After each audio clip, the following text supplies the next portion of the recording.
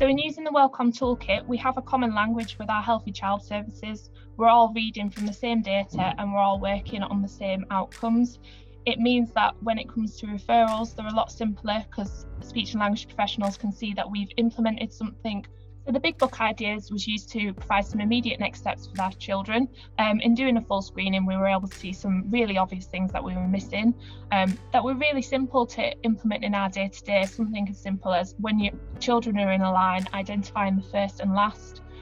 It was something our children were very confident in, but we could implement really easily without it having any kind of time implications on the room or the staff. So we use the WellComm Toolkit with the parents. It's great because it means that everyone's quite literally on the same page.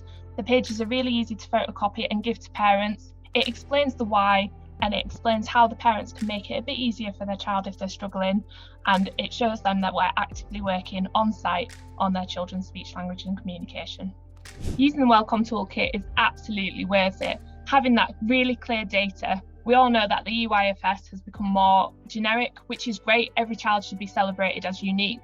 But when we talk about speech, language and communication and how it underpins everything, it's really important to have a really clear picture on how children are doing in this area.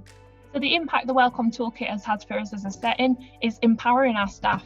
The knowledge that it has given them and the confidence in helping to identify speech, language and communication has been the biggest impact. If they feel confident, they can confidently work with those children and those children can confidently achieve their outcomes.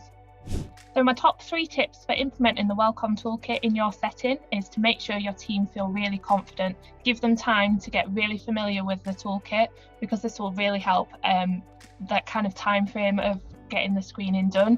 The more your staff are prepared and familiar with it, the easier it comes across.